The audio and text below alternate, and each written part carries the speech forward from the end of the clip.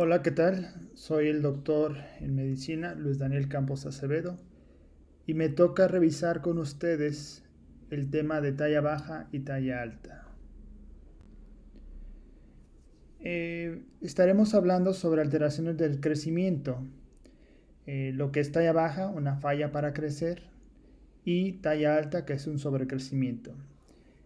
Aquí en la diapositiva podemos observar los récords Guinness de la talla más alta y la talla más baja. Chandra Bahadur y Sultan Kose. Esta foto fue tomada en el 2014. Entonces empezamos con lo que es talla baja. Se define talla baja cuando ésta se sitúa por debajo de dos desviaciones estándar, debajo de la media para la edad, sexo y grupo étnico del individuo. Pero es importante señalar que debe haber una corrección con la talla blanco familiar de los padres, o también llamada talla diana familiar. Entonces, para entender un poco acerca de las desviaciones estándar, tenemos que hablar de cómo se comporta una población a lo que se conoce como distribución normal, ¿verdad? Una población, un grupo étnico, cuáles son sus medidas centrales, sus medidas de dispersión, que nos permitirán saber qué es lo más frecuente para esa población. Entonces, aquí vemos lo que es la curva de distribución normal o campana de Gauss. Ven una línea central, ese es el promedio, y conforme se va dispersando los datos o son menos cercanos a esta línea roja, que es la media, pues son datos que son menos frecuentes o menos comunes. Entonces, para entenderlo un poco mejor, nos ponen ahí las desviaciones estándar. Y como ven, una desviación estándar estaría abarcando alrededor del 67% de la población. Dos desviaciones estándar ya nos abarcan el 95% de la población y nos ponen un ejemplo de 4.5 desviaciones estándar que nos abarca el 99.9% de la población. Es decir, esta curva jamás tocará la línea base en el sentido de que hay gente en la población que se va a salir o va a estar en los extremos. Es importante señalar esto, ya que hablamos entonces de normalidad. El término normal en estadística y en genética se utiliza para lo más frecuente, no significa ni bien ni mal. Entonces, cuando estemos hablando de una situación normal, significa que es lo más frecuente. Y el término anormal significa que es lo menos frecuente. Nuevamente, no significa que esté alterado o sea malo. Y para entenderlo un poco mejor, esta diapositiva nos muestra a manera de caricatura unos chicos de cierta talla, cierta estatura, y atrás de ellos está una curva de distribución normal, donde observan un estadímetro en donde estaría la población con la medida o la talla muy similar a nivel central, y el chico más alto en el extremo de su derecha, y tal vez los chicos con talla más baja o los muchachos con talla más baja en su extremo izquierdo. Esto nos habla que entonces estos dos individuos, el de los extremos, pues no son normales para esa población. Nuevamente, ¿qué significa normal? Que no son comunes para esa población. Pero imaginemos este escenario. ¿Qué tal si el individuo o el muchacho de su extrema derecha fuera de una población, no sé, de Chihuahua o holandeses que tienen la talla más alta en México, en Chihuahua, o los holandeses a nivel mundial? Y por lo pronto o por lo tanto, este individuo que está en un extremo para nuestra población, de repente ya está en líneas centrales para la población holandesa o la de Chihuahua. Es decir, para esas poblaciones él ya sería normal en el sentido estricto de la definición de normalidad, que es lo común. ¿Okay? Entonces, cuando hablemos de normal y anormal, se refiere a un sentido de común o no común, no bien o mal. Entonces, cuando hablamos de talla alta y talla baja, es necesario, se requiere forzosamente la cuantificación de esto. ¿Y cómo se hace? Bueno, existen tablas de crecimiento que nos pueden dar realmente cuál es para la población, ¿verdad? si hemos estado hablando de la normalidad, ¿cuál es lo normal?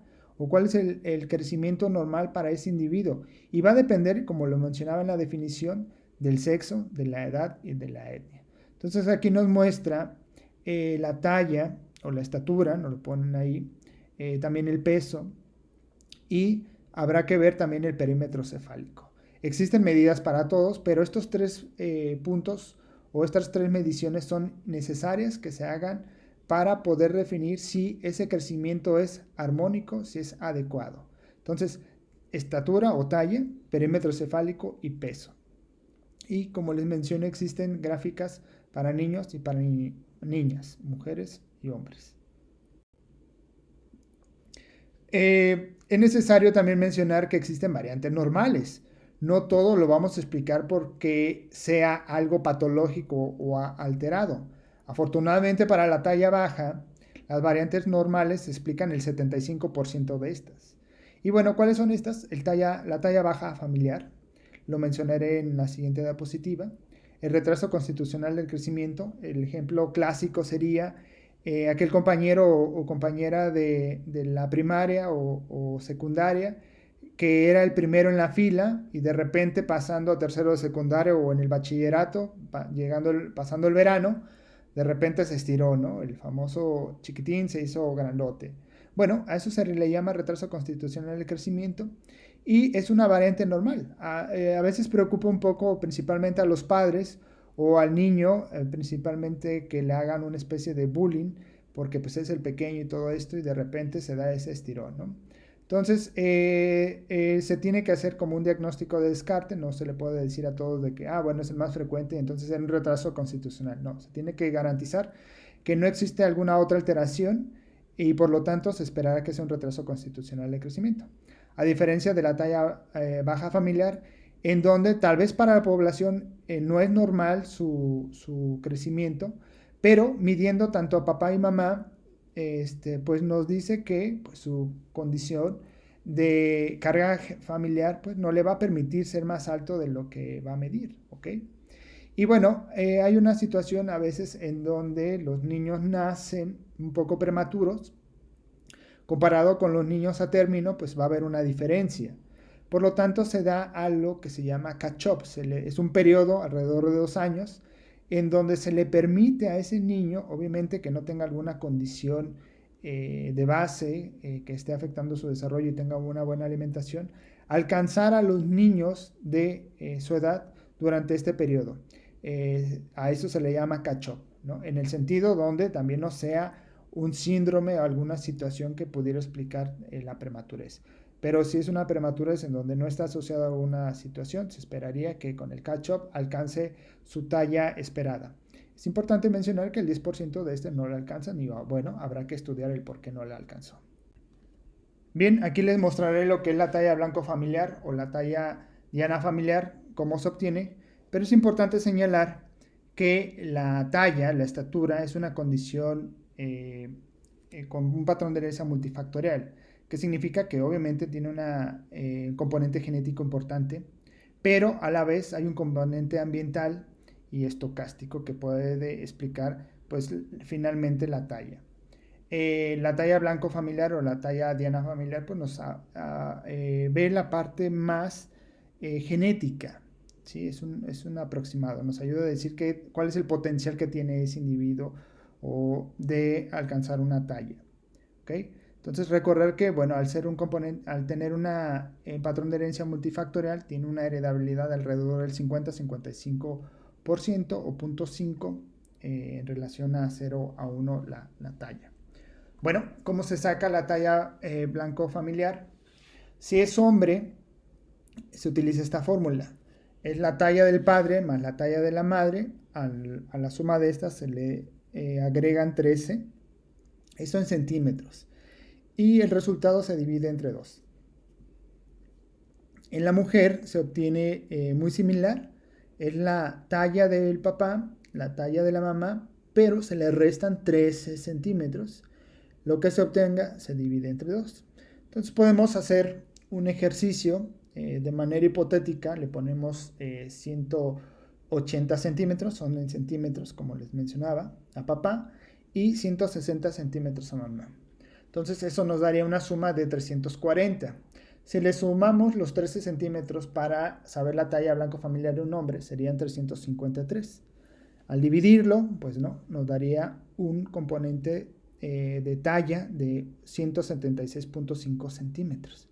Esto puede tener un rango de más o menos 5 centímetros. Entonces puede llegar al pasar del 1,81, ¿no? O ni siquiera llegar al 1,70. Pero estará dentro de este margen. Hacemos el mismo ejercicio ahora con la mujer y bueno, ponemos nuevamente la talla del padre, hipotéticamente fuera 180 centímetros, más los 160 centímetros que habíamos dicho de la mamá, pero le restamos ahora 13 centímetros. Eso nos va a dar 273 centímetros. Lo dividimos entre 2 y la talla blanco familiar para esa chica sería 1,63.5 centímetros. Nuevamente con un rango de más o menos 5 centímetros. ¿Okay? Entonces puede estar llegando al 1,68, 69 o menos del 1,60. Existe otra manera que también es muy utilizada y más aquí en genética, es la talla del padre más la talla de la madre entre 2, es decir, se saca el promedio de la talla de papá y de mamá y se suma 6.5 centímetros. Si hacemos el mismo ejercicio como les mencionaba hace rato, bueno, vamos a obtener también 176.5 centímetros, más menos 5 centímetros de rango. Es decir, cualquiera de las dos fórmulas que utilicen, el resultado va a ser el mismo. Y para las niñas o para las mujeres, pues lo mismo, el promedio de papá y de mamá, pero en vez de sumarle, aquí se le resta 6.5 centímetros. Igual vamos a obtener 163.5 centímetros. No cambia el valor y con el rango nuevamente de más menos 5 centímetros. Entonces, este es un ejercicio que sería importante que lo pudieran hacer en casa para que vean cómo se saca la talla blanco familiar. Es bastante sencillo, no se requiere grandes cálculos, simplemente sacar un promedio, lo que se obtenga se le suma 6.5 centímetros en el caso de los hombres y en el caso de mujeres pues el promedio se le resta 6.5 centímetros con el rango de 5 centímetros hacia arriba o 5 centímetros hacia abajo.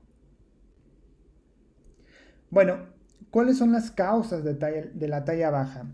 Les había mencionado entonces que existen las variantes normales, ya había hablado de ellas, que afortunadamente explican la mayor parte de estas, el 75% de los casos. El resto, ¿cómo se explica? Bueno, enfermedades crónicas, ese niño que tenga, no sé, alguna cardiopatía, alguna malformación digestiva, ¿no? Entonces, o alguna enfermedad renal crónica, bueno, puede estar explicando una acidosis tubular renal, también podría estar aquí como enfermedad crónica, explicará el 10% de las tallas bajas. Después vienen los síndromes, uno podríamos decir síndrome de Noonan, ¿no? Podría ser el 6% de los casos. ¿Sí? Síndromes, no solamente síndromes monogénicos, también síndromes como ambientales, como la fetopatía alcohólica, ¿no? También se caracteriza por talla baja. Entonces ahí los síndromes pueden ser monogénicos o ambientales, se explicará en el 6%. Y después tenemos a las alteraciones cromosómicas. Esto pues ya lo han visto de manera frecuente en el curso, por ejemplo, síndrome de Down, síndrome de Turner, algunos síndromes de microdeleción como síndrome 22q11, en donde se explica o explican el 5% de las causas de talla baja, ¿no? Otro porcentaje importante son las displasias esqueléticas, el 1%. En estas pues tenemos una gran cantidad de displasias esqueléticas, siendo la más frecuente acondroplasia. Esto explica el 1%. Y bueno, otra es la deficiencia de hormona de crecimiento en sensibilidad al receptor de esta, del 1 al 2% de los casos, principalmente visto por los endocrinólogos. Y para completar el 100%, pues bueno, también pueden ser otros factores como factores psicológicos, deprivación social, etcétera. ¿Cómo se hace el abordaje de la talla baja? Esto es bien importante. Recuerden que la clínica manda y como clínicos que somos, como médicos que somos, si ustedes información, no se puede olvidar hacer una buena historia clínica. El interrogatorio es vital. Antecedentes familiares para ver si hay consanguinidad, que nos pudiera hablar, por ejemplo, una fibrosis quística, ¿verdad? en donde puede explicarnos que ese niño no esté creciendo bien porque se trata de una condición donde se está afectando un canal de cloro, ¿no? Y bueno, puede explicar entonces la talla baja. Abortos, que pudiera hablar de alguna alteración cromosómica, discapacidad intelectual, que nos pudiera hablar de una situación sindromática, malformaciones congénitas y obviamente pues la talla de los familiares, ¿verdad? Ver si se explica que esa talla baja sea porque pues en la familia es normal que tengan talla baja, entonces para ellos su talla será normal, aunque para la población sea anormal, ¿no? Importante pues también los antecedentes perinatales, es decir, si no hubo exposición a teratógenos, ver si no hubo alguna infección intrauterina, ver si la mamá no bebió alcohol, si tomó algún tipo de medicamentos y bien importante, peso, perímetro cefálico y talla al nacimiento para saber si esa talla baja es desde nacimiento o es postnatal. La exploración física es vital también en el sentido de que nos puede hablar de que estemos viendo un síndrome reconocible desde la exploración física y también nos va a cuantificar realmente de qué estamos hablando, en el sentido de nos va a dar números. Y con esto podemos graficar y saber si tiene una desviación estándar, 2 desviaciones estándar, 3 desviaciones estándar, 4 desviaciones estándar por debajo de lo esperado, sabiendo que la definición de talla baja es 2 desviaciones estándar por debajo. Pero también podemos medir, aparte de peso, perímetro cefálico y talla, como les dije, estos van de cajón, los segmentos corporales. Esto nos permite saber si hay un acortamiento, por ejemplo, un acortamiento rizo, que es la parte del brazo propiamente o del muslo, un acortamiento meso del antebrazo o de la pierna, o un acortamiento acro de la mano o de los pies. Entonces, por eso es importante también este tipo de mediciones para saber de qué está dependiendo la talla baja. Al igual que hay curvas de crecimiento, también hay curvas para saber la velocidad de crecimiento, es decir, cuánto debe crecer ese individuo en cierto tiempo. Recordando que existen 2 picos importantes en la vida del humano de crecimiento importante. La más notoria tal vez es en la pubertad, el famoso testosterón, ¿sí? Pero dura varios años. Y la más importante, que a veces no es obvia, pero es antes del nacimiento, es decir, desde la fecundación a que nace, alrededor de las 40 semanas o 9 meses, hay un crecimiento brutal, ¿no? De ser microscópicos a llegar a 50 centímetros. O sea, 50 centímetros en 9 meses no se vuelve a ver en la vida del humano. Insisto, hay una muy similar, la más conocida tal vez, es en la pubertad, pero no se logra ese crecimiento de 50 centímetros como se hace antes de nacer. Entonces, durante el nacimiento baja esta curva de crecimiento, no llega a cero obviamente, sigue creciendo para nuevamente acelerarse, coincidiendo con la pubertad, con esta cascada hormonal que hay tanto en hombres como en mujeres. Y bueno, ahí sí va a depender del género. ¿Ok? Y bueno, aparte si existen alguna otra malformación que nos pudiera orientar hacia un diagnóstico. Bueno, recordar que el abordaje de la talla baja pues no es exclusiva del genetista, esto es interdisciplinario y por lo regular pues es visto o valorado por el pediatra tal vez lo mandará con el endocrinólogo pediatra y bueno, se tienen que descartar las cosas más comunes, no solamente pensar inmediatamente en una condición genética, se tiene que ver antes condiciones más frecuentes que pudieran explicar el por qué no está desarrollándose o creciendo al ritmo que debe ser. Y aquí en la diapositiva ven una serie ósea, que es para ver la edad ósea de un individuo. Se puede obtener de la mano, de la cadera o del pie. Lo más frecuente y más cómodo es de la mano. Y esto es importante porque, bueno, es un estudio que se solicita por el pediatra, el endocrinólogo, el genetista, pero nos da un referente para saber si la velocidad de crecimiento es similar a la maduración del hueso. Si la maduración del hueso coincide con la edad cronológica, diremos que su edad ósea pues, es adecuado. Si la edad cronológica es mayor que la maduración ósea, pues diremos que está retrasada. O bien, si la maduración ósea es mayor que la edad cronológica, pues será una edad ósea avanzada. Y esto es importante porque también puede hablar del potencial que pueda tener ese individuo para desarrollarse. En el sentido de que si es una maduración ósea adelantada, pues nos va a condicionar que el cartílago de crecimiento o el potencial que tiene ese cartílago de crecimiento, pues ya va a ser bajo. ¿Ok? Entonces, esto es un estudio importante que lo pueden pedir varios involucrados en el paciente con talla baja. Bueno, hablaremos entonces del abordaje ya propiamente genético de la talla baja. Este es el algoritmo que viene en el artículo que tendrían que haber revisado. Sin embargo, existen algunos otros algoritmos, son muy similares. Este me gusta porque te va llevando más práctico, en donde nos habla varios escenarios. El escenario 1 es donde tenemos un retraso constitucional del crecimiento, ¿no? Entonces el niño o el adolescente tiene talla baja, puede tener un poco de retraso en la pubertad, pero no hay algunas características que nos hablen de alguna enfermedad sistémica, endocrina o algún desorden esquelético, alguna displasia esquelética, ¿no? Y la edad ósea pues está normal. Entonces ahí indica que pues hay que estarlo evaluando nada más, revisando al chico, ver cómo va su velocidad de crecimiento, pero si todo va bien, pues no hay que ser tan agresivos desde el punto de vista diagnóstico. En el caso donde no se cumpla esto, bueno, hay que sospechar alguna displasia esquelética, en donde pueda decir, oye, pues tal vez tiene alguna desproporción de segmentos o le veo más pequeño o algún parámetro.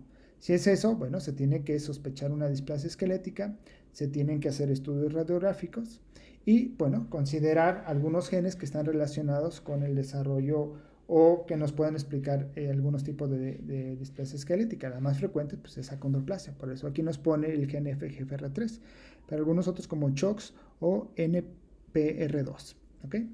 Si no cumple alguna de estas, bueno, hay otros 3 escenarios.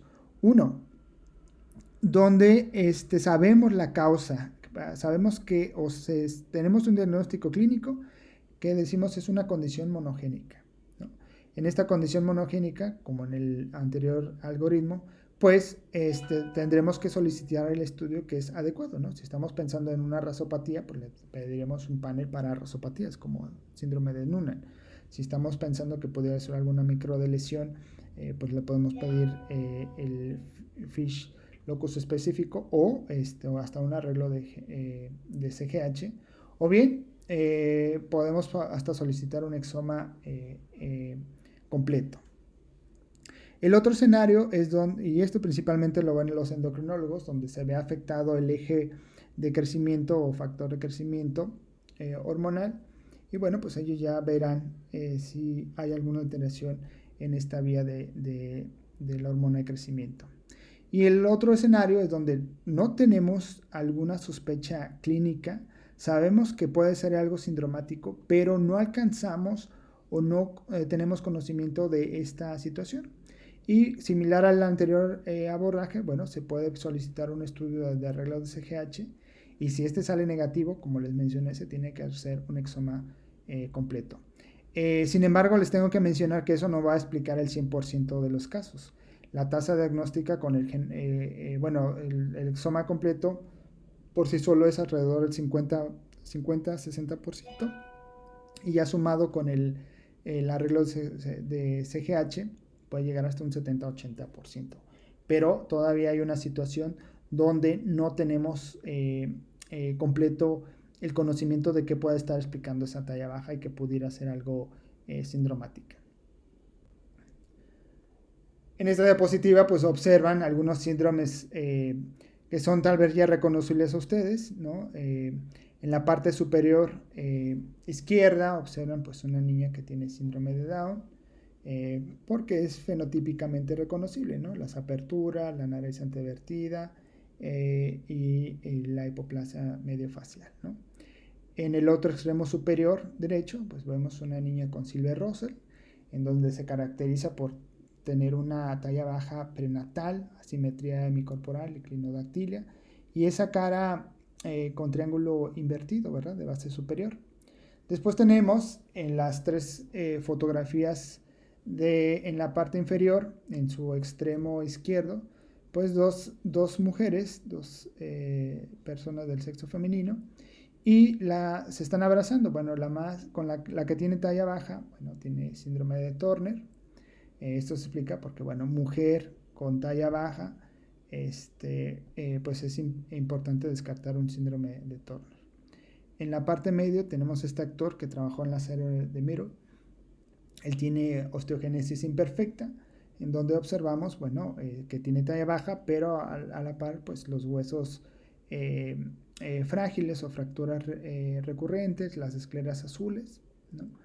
Y finalmente tenemos a este muchacho, este bebé, con acondroplasia en su extremo inferior derecho. El fenotipo corporal es característico, en donde vemos acortamiento de las extremidades, principalmente una rizomelia, y esa frente con el frontal, esa cabeza con el frontal prominente, la hipoplasia mediofacial, ¿no? Entonces, a esto me refiero con síndromes reconocibles, es decir, cuando uno los ve, uno inmediatamente dice, bueno, se trata de un síndrome de Down, un Silver-Russell, el síndrome de Turner, una osteogénesis imperfecta o una acondroplasia. Entonces vamos a pasar a ver ya algunas patologías que vienen en el programa. La primera es la acondroplasia, y es, como les mencionaba en la diapositiva anterior, de los síndromes que son reconocibles, ¿no? Aquí vemos este actor de Game of Thrones, también ha salido en algunas películas. Y bueno, nos muestra cuál es el fenotipo característico de esta displasia esquelética. Es la más frecuente en el humano, una en 27,000, y es una talla baja desproporcionado, recuérdenlo. En donde tienen una macrocefalia relativa. ¿A qué se refiere esto de macrocefalia relativa?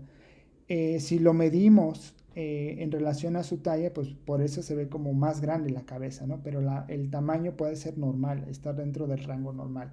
En algunos casos sí puede ser una macrocefalia verdadera.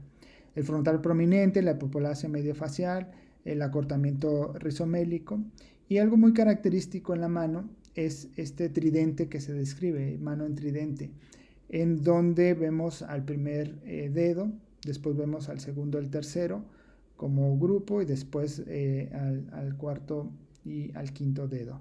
Esto sería la mano en tridente.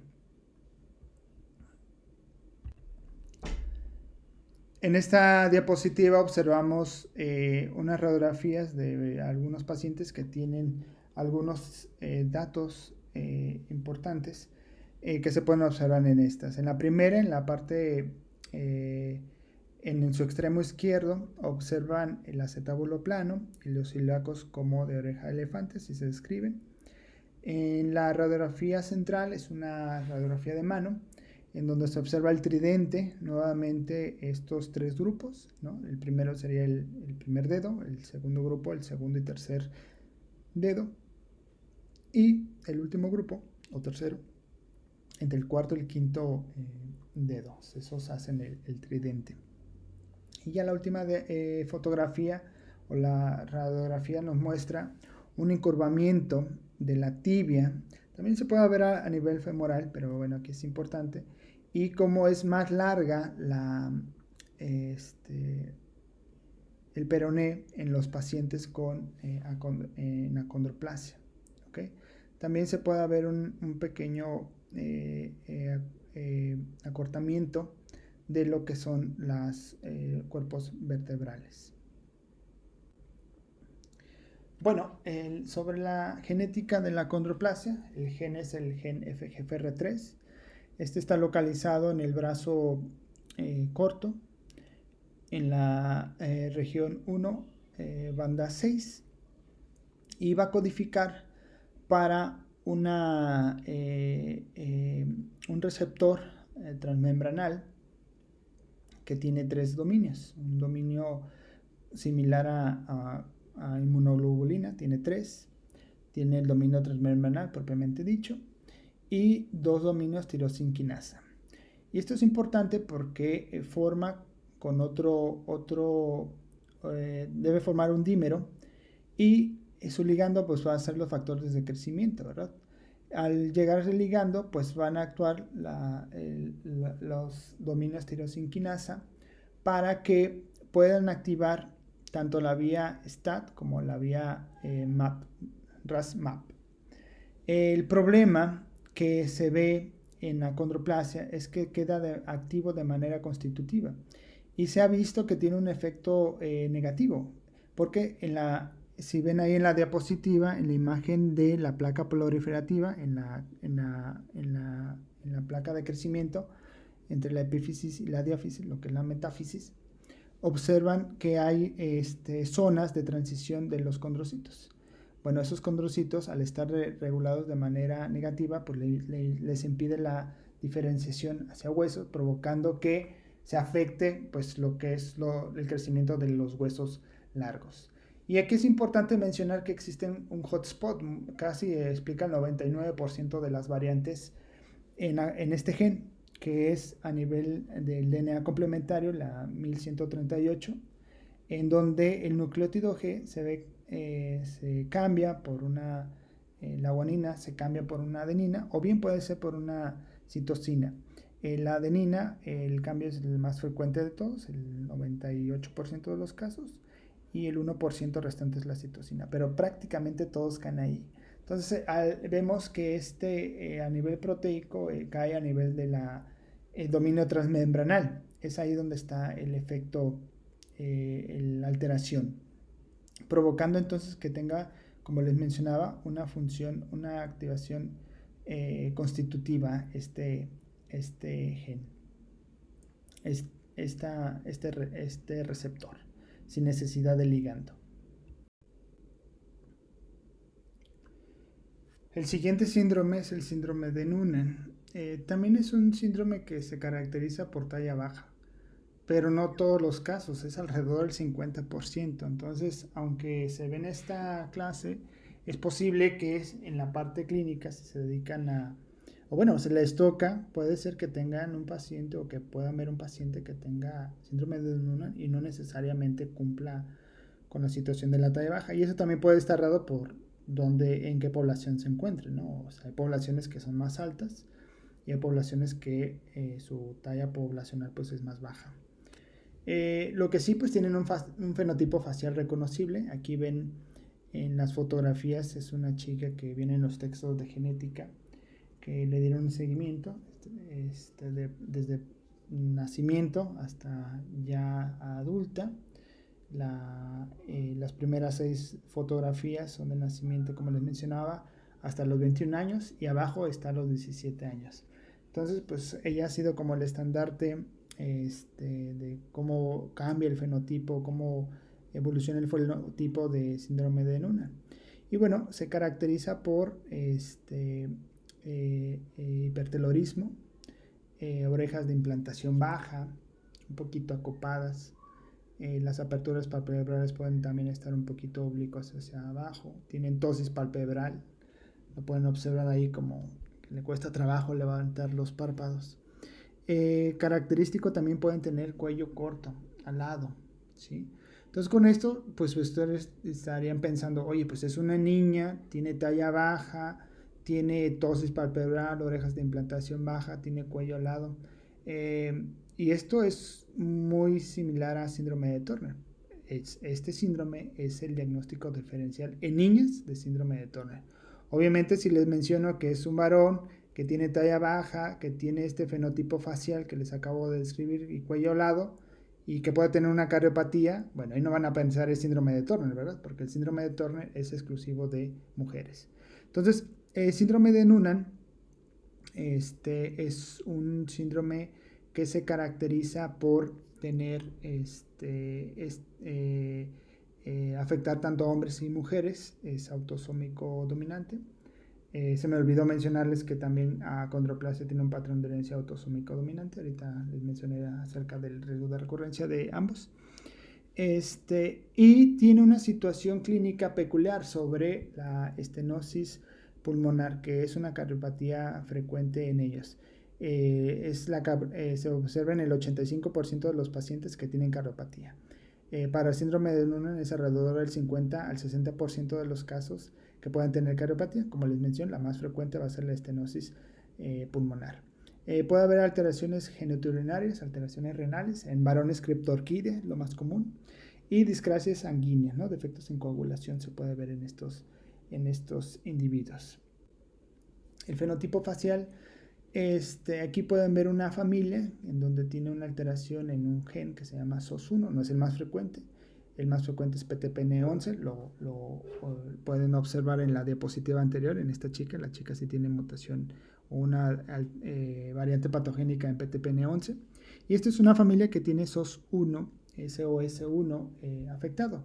Vemos en la primera generación, pues un individuo que sí tiene algunas características que llaman la atención, pero tal vez pasó como cualquier individuo. La segunda generación, si observan, pues ya esta bolita, pues sí se ven como un poco los ojos separados, ¿no? Un hipertelorismo. Las orejas pues se le ven grandes, pero recordar que en la vejez pues también las orejas nos crecen a todos, entonces es difícil y el cuello no se observa muy bien.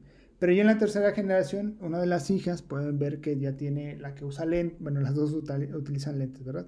Pero la fotografía de abajo, la de color, pues muestra esta señora que tiene pues un cuello un poco grueso, las aperturas palpebrales oblicuas hacia abajo, un poco separados los ojos y como que recuerda un poco el fenotipo, ¿no?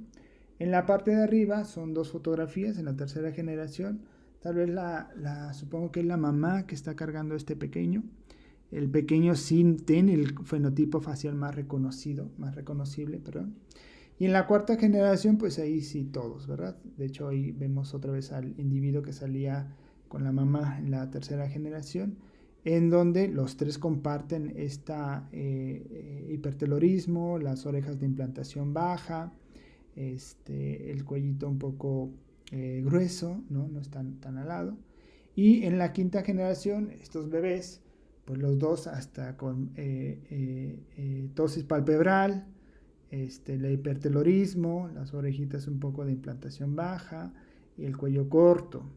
¿Okay? Entonces, se menciona que normalmente el fenotipo facial es más reconocible en etapas infantiles que en etapas adultas.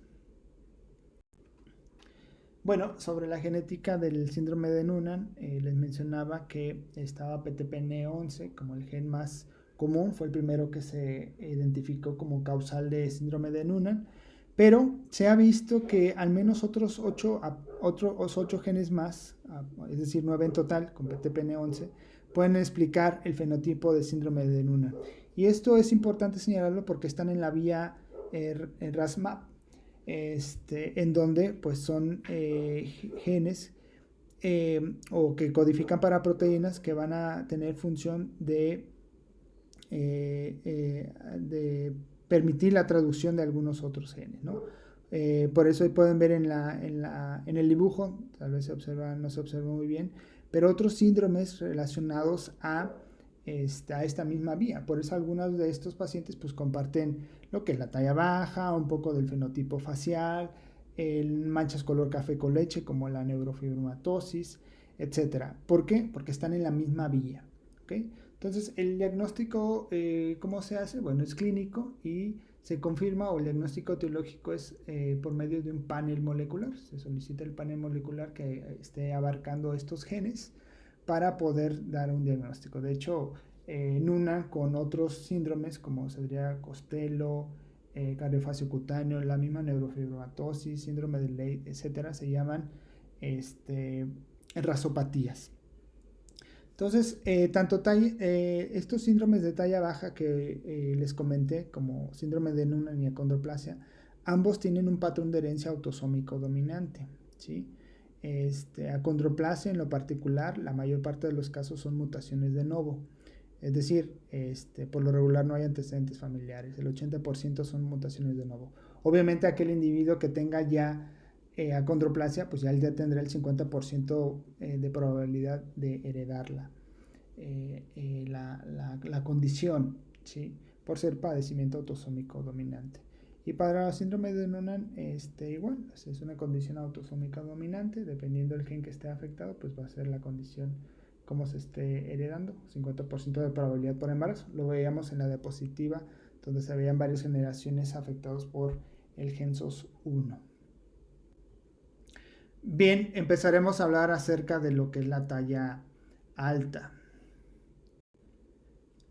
Es importante empezar con la definición y bueno, se considera que la talla es alta cuando ésta se sitúa por arriba de dos desviaciones estándar de la media para la edad, sexo y grupo étnico del individuo, ¿no? Y nuevamente, al igual que la talla baja, se tiene que realizar una corrección con la talla blanco familiar o la talla diana familiar de los padres. E igual que en la talla baja, la talla alta también hay variantes. Lo que es la talla alta familiar, es decir, papá y mamá son muy altos y eso ya se los dije cómo se obtiene la talla blanco familiar. O bien que sea una obesidad idiopática familiar, es donde son estos individuos, estas familias donde todos tienen obesidad y son grandotes, ¿no? Tienen alta. En donde podría explicarse alguna otra condición que no se puede explicar alguna otra condición, ¿no? O bien que tenga una maduración acelerada, ¿no? Y eso principalmente tiene que ver con un factor hormonal. Observando ya o viendo el abordaje genético de la talla alta, pues también hay un algoritmo. Bueno, este es el abordaje o el algoritmo que viene en el artículo que deben haber revisado de la talla alta, en donde nos ponen nuevamente el escenario de medir al paciente, ¿no? Es una buena historia clínica, revisando antecedentes familiares para saber si esto no es una condición hereditaria donde todos sean grandotes en esa familia, o bien que pudiera tener algunas características dismórficas que nos pudieran hablar de algún síndrome. Y es importante señalar si esto tiene algunas dismorfias o no. Si tiene algunas dismorfias hay que ver si está proporcionado o está desproporcionado este individuo. Nuevamente viendo los segmentos. Si ese individuo está desproporcionado, pues bueno, hay condiciones que pueden llamar la atención, como síndrome de Marfan, homocistinuria, el mismo síndrome de Klinefelter, que es cromosómico, que ya se revisó en los primeros temas de la unidad de aprendizaje, pero se caracteriza por talla alta, ¿no?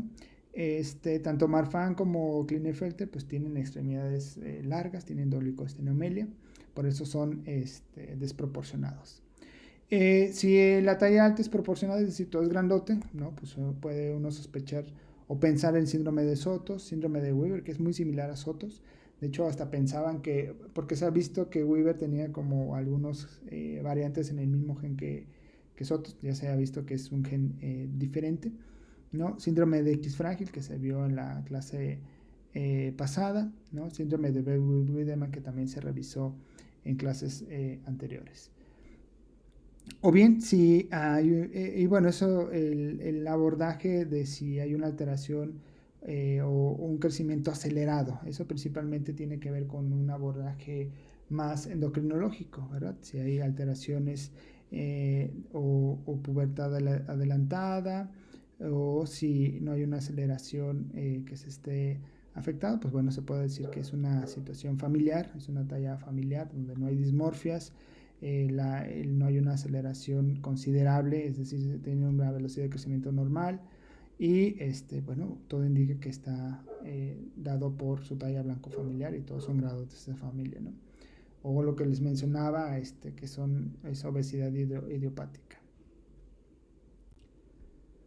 Ya entrando en los síndromes que tienen que ver con talla alta, el primero que revisaremos será síndrome de Sotos. Síndrome de Sotos es un síndrome monogénico, en donde el fenotipo facial también es muy reconocible. De hecho, hay una triada para hacer el diagnóstico de síndrome de Sotos, como es la macrocefalia o el sobrecrecimiento. Son niños que tienen talla por arriba de la percentil 97 o dos desviaciones, hasta más desviaciones estándar por arriba de la media. El fenotipo facial reconocible, como les decía, es una frente muy amplia. Los ojos tienden a ser un poco profundos y con las aperturas palpebrales oblicuas hacia abajo discretamente. La nariz es muy exquisita, es una nariz cuadradita, muy, muy exquisita. Y tienen un mentón prominente, es una cara alargada. Ese sería el fenotipo facial de Sotos. Y el tercer componente es que tienen discapacidad intelectual, ¿no? Es decir, los niños van a tener retraso psicomotor y posteriormente se va a hacer convertir en una discapacidad intelectual. Esos serían la triada o los 3 componentes importantes para sospechar síndrome de Sotos. Pero puede haber otras características. Estos son pacientes que, aparte de ser renotes, tienen una edad ósea avanzada. No en todos los casos, pero se puede ver. A nivel de sistema nervioso central, un estudio de neuroimagen nos puede revelar una ventriculomegalia, ¿no? Muchas veces confunden esto, como lo ven, con macrocefalia y piensan que es una hidrocefalia. No, tener cuidado. O sea, por eso es bien importante reconocer a los pacientes, porque ellos tienen ventriculomegalia y no se debe a una hidrocefalia. ¿Okay? Pueden tener problemas para alimentarse en la infancia, bueno, recién nacidos. Pueden tener ictericia, ese es otro dato que se tiene que tener, que se tiene que contemplar. Obviamente hipotonía. Pueden desarrollar convulsiones. No es frecuente, esto es importante mencionarlo porque la discapacidad intelectual y las convulsiones son más frecuentes en los pacientes japoneses, porque la variante que vamos a ver para el gen, que el gen es el NSD1, es por una lesión y por lo regular son de genes contiguos, por lo que el fenotipo es más severo en estos pacientes y se ha visto con mayor frecuencia en japoneses. Por eso es importante ahí también preguntar la historia clínica. ¿Dónde nació o de dónde vienen los familiares? ¿No? Si ven que es un síndrome de Soto, si tiene antecedentes familiares japoneses, pues tal vez el estudio indicado sería hacer un estudio para ver la dosis génica del gen NSD1. Pero bueno, si es de más occidental, las convulsiones no son tan frecuentes en estos individuos. También presentan escoliosis, alteraciones cardiológicas, malformaciones o alteraciones renales. Otra característica es que la mamá puede tener preeclampsia y laxitud de articulaciones. Entonces, aquí ven una fotografía de color de un niño típico, esa carita, ¿no? Es muy peculiar. Y vean abajo las otras 6 ilustraciones de el antes y el después. O sea, se les tomó esas personas cuando eran niños y ya un poco tarde. El fenotipo facial es más fácil reconocible en la etapa infantil. En adultos se pierde un poquito, ¿no? Y bueno, esto puede estar dado por el tipo de peinado, la alopecia androgénica, ¿verdad? Que va haciendo unas entradas más prominentes y eso hace que se recorra la frente, etcétera.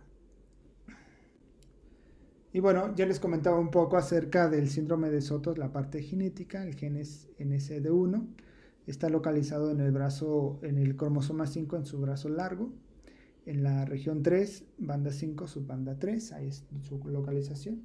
Tiene un patrón de herencia autosómico dominante.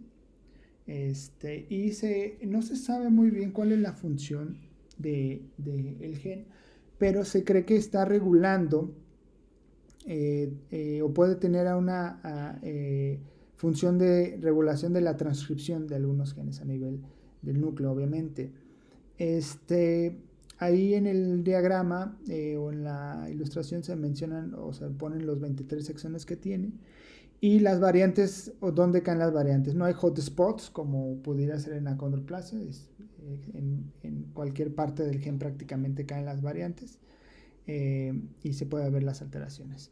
Curiosamente, donde se ha visto expresión de este gen, NSD1, pues es en cerebro, músculo, esquelético, vaso, timo, riñón y pulmón, ¿sí?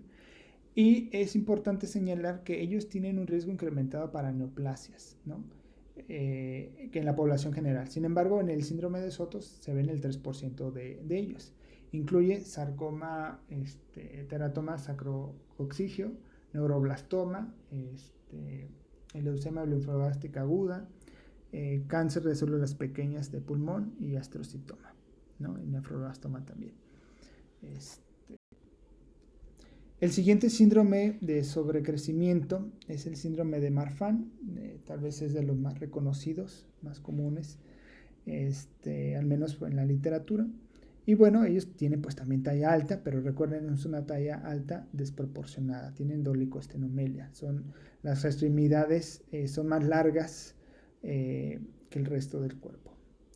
Presentan una alteración a nivel de los ojos, ¿no? Que es ectopia lentis, es característico de ellos.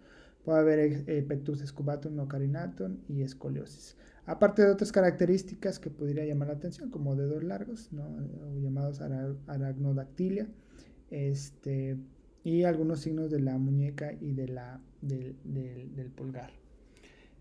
Anteriormente se utilizaban unos criterios que eran los criterios de Ghent para poder dar el diagnóstico de síndrome de Marfan, pero en el 2010 se revisaron estos criterios y se dio o se valoró mejor la condición cardiológica que ellos tienen, porque ellos pueden tener una raíz aórtica elevada, aumentada, en el Z-score por arriba de 2, y si tienen ectopia lentis, se da el diagnóstico de síndrome de Marfan. Esta es una ausencia de historia familiar, es decir, es el primer caso en la familia, ¿no? Entonces, si tenemos un arco aórtico, una raíz aórtica con un Z-score arriba de 2 o igual a 2 más ectopia lentis, eso es igual a síndrome de Marfan. O bien, otro escenario donde nuevamente tenemos una raíz aórtica con un Z-score arriba de 2 y una variante patogénica en el gen FBN1, pues eso nos va a dar ya el diagnóstico de síndrome de Marfan. O bien, nuevamente, vean cómo la parte importante es el ecocardiograma para poder determinar la raíz aórtica, aparte de sacar la superficie corporal total para poder obtener la determinación correcta de la raíz aórtica si está arriba o igual a 2, a un Z-score de 2. Si tiene esto más un puntaje que se le llama score sistémico o puntaje sistémico de 7, que es los que anteriormente le llamaban los criterios de Ghent, pues eso ya se hace el diagnóstico del síndrome de Marfan. Entonces vean que con esto pues le dan un peso a la condición cardiológica, porque esto es prácticamente de lo que se morían los pacientes con síndrome de Marfan. Detectándose a tiempo se puede dar tratamiento preventivo con beta bloqueadores para aumentar su pronóstico y su calidad de vida. El otro escenario, en donde también hay ausencia de historia familiar, es tener ectopia lentis. Vean cómo es importante la ectopia lentis. Y la variante en FB1 con conocimiento si tiene la raíz aórtica. Eso nos daría el diagnóstico también del síndrome de Marfan. O bien, si tenemos ya antecedentes familiares de síndrome de Marfan, es decir, llega la mamá tiene síndrome de Marfan o el papá tiene síndrome de Marfan y quiere saber si el hijo también tiene la condición, bueno, si tiene la ectopia lentis y un familiar con síndrome de Marfan, eso automáticamente ya le da el diagnóstico de síndrome de Marfan, ¿no? Entonces aquí el peso es tener el antecedente de algún familiar en primer grado con síndrome de Marfan, ¿no? O bien tener el score sistémico, el puntaje sistémico arriba de 7 o igual a 7, y aparte la historia familiar de un síndrome de Marfan, eso se vuelve también un diagnóstico de síndrome de Marfan, ¿no? O el séptimo caso es tener una raíz aórtica por arriba o igual a del Z-score de 2, arriba de 20 años, o un Z-score de 3 o más por debajo de los 20 años, más la historia familiar de síndrome de Marfan. Eso nuevamente daría el diagnóstico de síndrome de Marfan. Entonces pesa mucho, si no se tiene antecedentes familiares, la situación cardiológica y la ectopia lentis, y si se tiene la situación familiar en primer grado de síndrome de Marfan, con que cumpla prácticamente uno de las situaciones de ectopia lentis, la situación cardiológica o del puntaje del sistema del score sistémico, ya se daría entonces el diagnóstico de síndrome de Marfan. Bien, en esta diapositiva observan algunos de los otros datos clínicos que presentan los pacientes con síndrome de Marfan. No todos los tienen, ¿sí? Estos datos anteriormente formaban parte de los criterios de Ghent. Ahora los criterios de Ghent forman score sistémico o puntaje sistémico, que debe tener 7 o más de estos para que sea un criterio para los diagnósticos de síndrome de Marfan.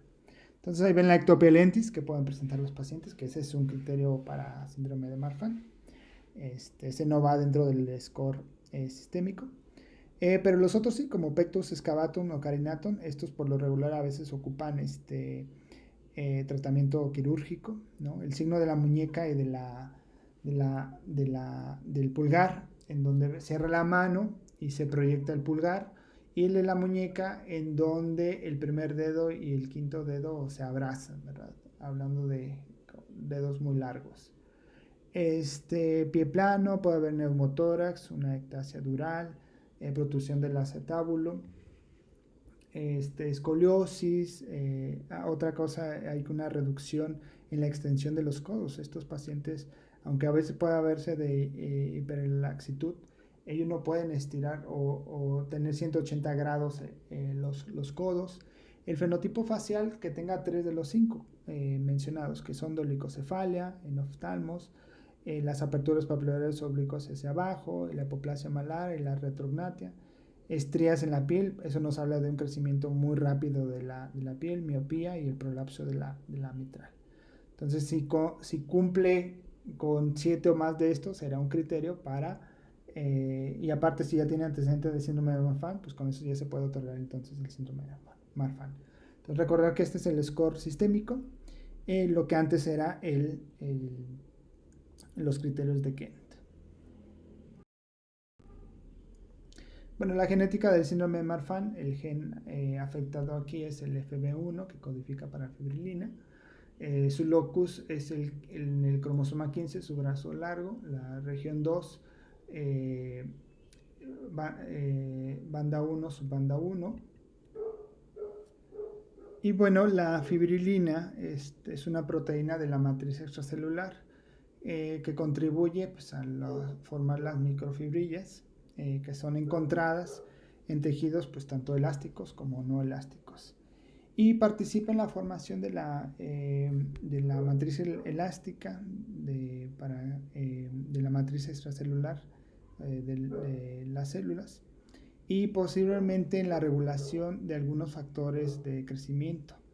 De hecho, cuando se ve afectado o se ve mutado la fibrilina, se ve que hay un incremento en los factores de crecimiento beta, ¿sí? Obviamente hay una debilidad estructural, recuerden, es una proteína estructural de la pared aórtica. Esto puede haber un remodelamiento vascular, incrementando MMP2 y MMP9, ¿sí? Pudiendo haber tal vez una actividad de apoptosis. Hay una afectación entonces de la homeostasis y provocando esto una dilatación progresiva del arco aórtico, ¿no? Recordando que estos pacientes pues pueden desarrollar aneurismas aórticos. Es importante por eso la evaluación que se tenga por cardiología de estos pacientes. Entonces, síndrome de Marfan también es un padecimiento, un trastorno autosómico dominante, en donde se tiene riesgo de recurrencia del 50% de los afectados, al igual que síndrome de Sotos. No se asocia a discapacidad intelectual. Bien, el último padecimiento que veremos el día de hoy será la fetopatía diabética. El fenotipo característico es de un aspecto pletórico, una fase de Cushing con panículo adiposo abundante. Recordar que en el hijo de madre diabética la grasa aporta el 20% del peso corporal, en comparación al alrededor del 12% de un bebé normal, vamos. También presentan hipertricosis tanto en cara, orejas. Hay una jiba en el posterior, en el cuello, vamos. El abdomen es globoso, puede presentar hepatomegalia y por lo regular puede haber como hipotonía, ¿no? Y esto puede ser también por algún hipoglucemia. Puede condicionar un trabajo de parto prolongado, obviamente difícil, puede haber distocia de hombros. Eso condicionar entonces una fractura de clavícula o de húmero o lesiones en el plexo braquial, provocando también parálisis diafragmática en los casos graves de trauma obstétrico. Entonces ahí en las fotografías se observan estos niños o estos bebés macrosómicos, ¿no? Recordar que son arriba de 4 kilos. Y a veces pasan así en las noticias, ¿no? De que nació un niño de 6 kilos. Pero ver la patología que hay detrás de esto, ¿no? Es una situación en donde la mamá tenía diabetes o se le desarrolló una diabetes gestacional que es diferente a una embriopatía diabética. Bueno, que eso ya se vio en temas previos y por lo tanto pues nada más estoy hablando de la fetopatía diabética. Entonces ahí en la fotografía de la izquierda observan el comparativo entre un niño de talla peso normal para la edad comparado con un hijo de madre diabética, una fetopatía diabética. Entonces se estima del que punto a 0 al punto 5% de todos los embarazos pues, se complican por diabetes preexistente y del 1 al 5% de diabetes gestacional. Y bueno, pues está relacionado su mortalidad con malformaciones congénitas, hiperviscosidad y trombosis intravascular. Esto puede provocar abortos espontáneos, ¿no? Y la morbilidad, pues malformaciones congénitas del 5 al 8% de los casos, macrosomía del 20 al 25% de los casos, pero para el trauma obstétrico, hipoxia perinatal, prematurez, alteraciones metabólicas y síndrome de dificultad respiratoria. ¿Okay? Esto no tiene un patrón de herencia monogénico, sino es multifactorial y que puede estar, es decir, una madre diabética, claro que se puede embarazar, obviamente con un buen control tanto dietético, de peso, ¿no? Y las diabetes gestacionales detectadas de manera oportuna, pues también pueden desarrollar un buen pronóstico, ¿no? ¿Por qué se da esto? Bueno, pues existe la hipótesis de Pedersen, de que los hijos de madre diabética, pues por la hiperglucemia, está propicia en el feto un aumento en la producción de insulina y como consecuencia pues hay una hiperplasia de las células betas de los islotes de Langerhans. Y también se ha considerado que la glucosa pues, se utiliza como una especie de combustible, aminoácidos y cuerpos cetónicos pues, que estimulan al páncreas fetal. Pero como les mencioné, esto es multifactorial, pero muy frecuente en nuestro hospital en Nuevo León, en México. Y bueno, esta última diapositiva, pues es importante decir porque es el asesoramiento genético para talla alta y talla baja. Primero porque pues, podemos establecer un diagnóstico etiológico. Eso va a permitir pues, los riesgos de recurrencia, como vimos ahorita, bueno, fueron padecimientos autosómicos dominantes, pero también hay multifactoriales. El seguimiento del desarrollo, recordando que algunas tallas bajas van a ser más bajas que otras. Otros, por ejemplo, síndrome 22 con se cursa con talla baja, pero su talla final va a ser normal. O síndrome de Bedwill-Wiedemann, que lo tuvieron que haber visto en clases pasadas, en donde sí tienen un sobrecrecimiento, son grandotes, pero su talla final prácticamente es muy, muy normal, ¿no? Hay posibilidades de opciones terapéuticas dependiendo de cada uno de los casos y opciones reproductivas, eso lo van a ver en clases posteriores, pero el tener un diagnóstico etiológico permite ya aportar y modificar estos riesgos de recurrencia. Bueno, con esto terminamos la clase el día de hoy. Espero que les sea de utilidad. Por favor, profundicen en los temas. Y ya en sus sesiones, pues ya lo platicarán, comentarán dudas o comentarios con sus profesores. Les agradezco y que tengan un buen día. Hasta luego. Gracias.